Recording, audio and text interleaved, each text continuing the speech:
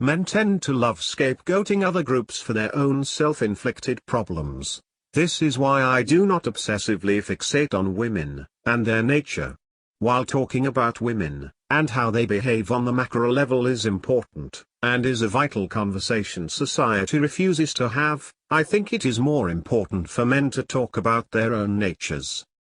The core problem men face is the fact they have no affinity with each other. Men are willing to scab out their fellow man at a drop of a hat. It seems men love lashing out at other men. They love inventing new invectives to lash out at other men with.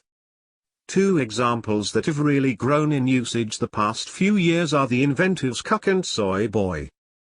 Even right-wing anti-feminists who whine about women not being submissive and knowing their role, they seem to spend more time lashing out at other men, fixating on the fact they do not conform to what they deem as appropriate masculine roles.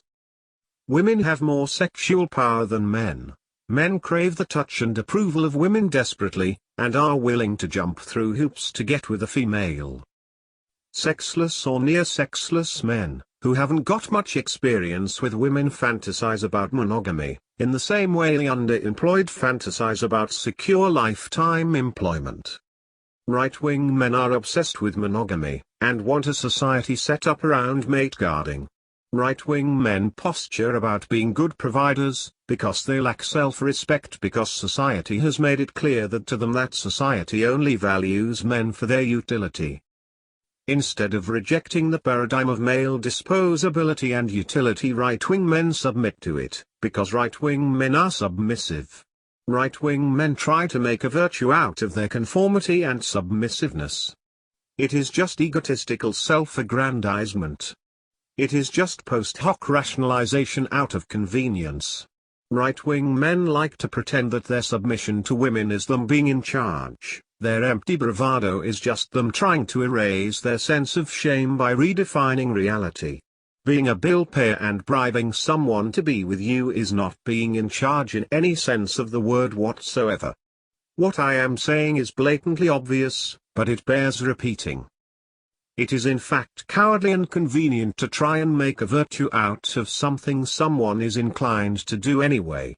Right-wing men want to pander and slave for women no matter what the costs or risks. When that backfires on these men, and it is clear women do not give a shit about them, right-wing men do not want to accept the obvious results of their own pandering. So right-wing men have to scapegoat and invent conspiracy theories to explain why their pandering to women doesn't work out for them. Instead of changing their behavior, right-wing men try and make a virtue out of their supplication to women, and call themselves real men for doing so. Right-wing men know that women do not want them unless they provide utility and pander to them. Right-wing men feel a sense of shame over this. So they cope by adapting a value system that celebrates male utility as a virtue, and lash out at men who they deem as bad utilities to women. These right-wing men are scabbing out other men, giving women resources and more lifestyle flexibility that men do not have, at the cost of taking on extra burdens. Then these men who pander to women try and mock and bully other men for not doing the same thing as them. Right-wing men have an obsession with mate guarding. That is why you see a lot of them talking about sluts all the time. Men do not want to have to go through the humiliation of having to bribe women to be with them, only to be denied exclusive access to sex with the women they are with. Of course these right-wing men know that they can't mate guard the women that they are with, even if they are in denial about it. They know deep down that their position in their relationships is insecure, and that they are with a woman that is only with them for their utility. That they are completely interchangeable and the woman they are with can find another man easy. Instead of coming to terms with the reality of the insecure position and exploitative nature of the male and female relationship, and doing the obvious thing, letting their obsession with women and pandering to women go, right-wing men instead seem to have a compulsion to lash out at other men and abuse them for being weak. For example, it is clear that the right-wingers who popularized the word cuck are projecting their own anxiety about their lack of sexual power onto other men. The left has started using the word cuck, and the definition of the term has expanded. The word cuck just means loser now, For example, I have seen Marxists use the term class cuck for people with false class consciousness who worship the ruling class. I think that is one of the reasons why right-wing men have started to use the term soy boy. The term cuck is getting used against them as well now, and frankly the term hits closer to home with right-wing men than with left-wing men. So the right invented a new invective, one that the left are less likely to appropriate and use. Right-wing men have anxiety about their own masculinity, and have paranoid theories about soy-lowering testosterone rates. Also, right-wing men love to sneer at men they deem effeminate and mock them for not being good providers. They are mocking them for not being able to slave and pander to women as effectively as them. What is deemed effeminate are traits associated with a lack of ability to provide for women via hard work.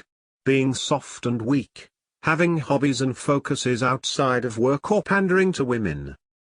When a right-wing tradcon gets divorce-raped, it is not an effeminate hipster, SJW soy boy that enforces the divorce. The divorce is enforced via the gun of the state, and therefore by the police. Police tend to be right-wing tradcons. Of course, the police are part of a big gang, and are powerful, so instead of lashing out at the police or the divorce courts, right-wing men have to look for a target they perceive as weaker than themselves. Men also do not want to blame women.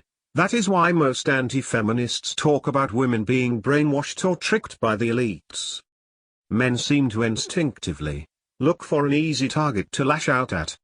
This is called misplaced aggression, and right-wing men seem to do this all the time. Right-wing men either lash out at effeminate men, or vague powerful groups of elites. They mock soy boys for being weak and submissive, while trying to pretend that their provider gender role is not based on submission to the whims of women. Right-wing men are trying to mask the sense of shame they feel at being powerless and submissive by attacking a scapegoat group. The right-wing men that got married knew that divorce existed, they just thought it would never happen to them. They signed a slavery contract with a woman, one that will be enforced via a third party, the state. When this blows up in their face, they refuse to learn and often end up getting married again. The most submissive and weak thing a person can do is get married. A married man who postures about being tough and strong is in the deepest of denial. Married men have lost all rights to be taken seriously as a tough guy. Their lame attempts at overcompensation are fooling no one.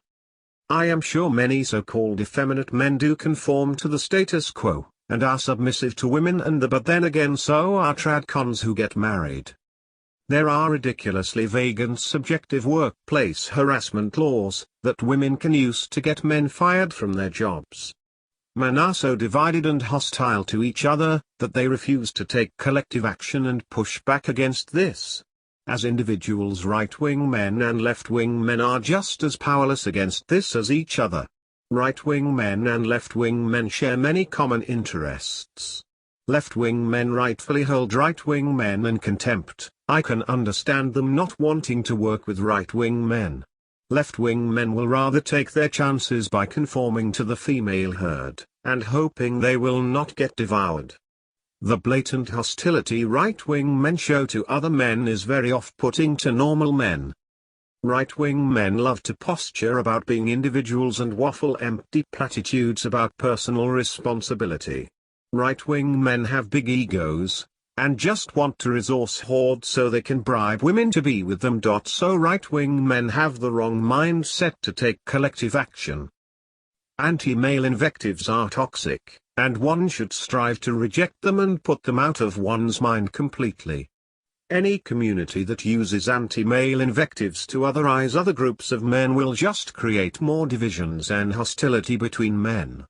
These groups will endlessly engage in toxic anti-male scapegoating. Scapegoating leads to false consciousness, and therefore groups that engage in scapegoating will never get things done.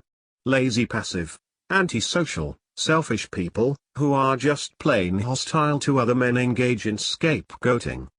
Conspiracy theory is always about powerful groups of men. When it is not powerful men getting scapegoated, it is weak men who are getting targeted.